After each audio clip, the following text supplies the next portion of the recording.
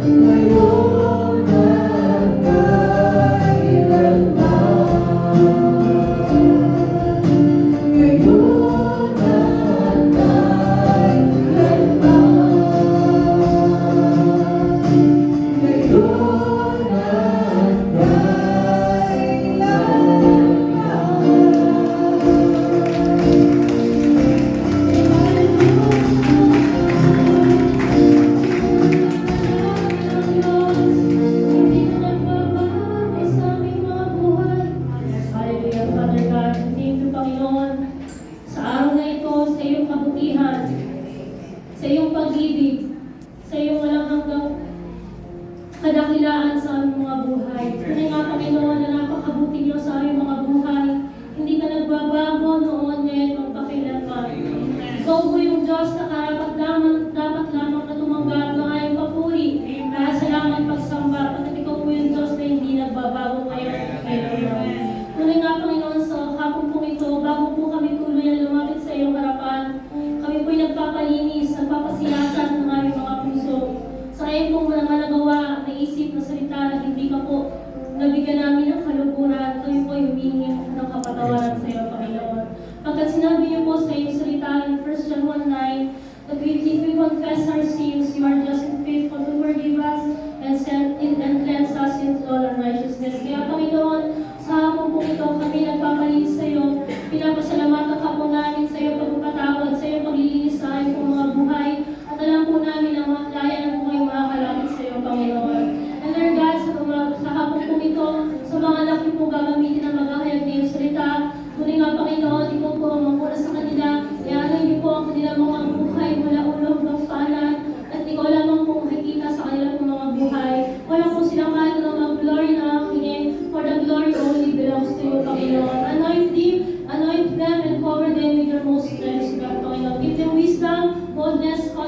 habang sila po ay nag-ahayag ng iyong salita, Panginoon. Maging sa akin kung bawat isa na makikinig, Panginoon, fill us today, Panginoon. Teach us, turuan niyo po kami, itama niyo po kami, Panginoon. At lahat po na kayo marinig, ito'y magsisilbi lamang po, kataasan lamang po ng iyong pananampalataya sa iyo. Kaya, Panginoon, pinapasalamatan ka po namin. You are free to move in this place, Holy Spirit. We are a programmer. And Panginoon, ngayon pa lang po ay inaangkin po namin ang 100% na katagumpayan. Amen.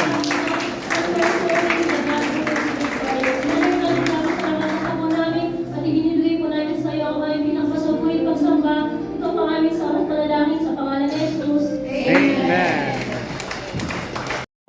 God bless you at para po sa lahat na nanarito at ito po natin mga kapatid na wala na kinakatan po namin ang dalawan ay sayang po yung mga pagkakataon.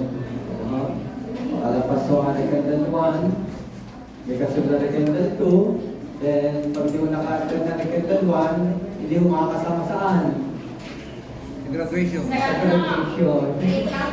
Sa encounter. Bago pa ho ang graduation. Praise God. Tayo naman lahat pasabi sa Panginoon. Ano ba? Sa hapon to I pray and I believe na muli ho tayong pag-alapi ng Panginoon sa sandaling ito sa pamamagitan po ng kanyang mga salita. At it is a great privilege po na buhay po ng bawat isa sa atin ay maging gamit sa kanyang harapan. Amen ba? Naalala ko kasi yung sa mga Pilimon. Kilala niyo po si Onesimo?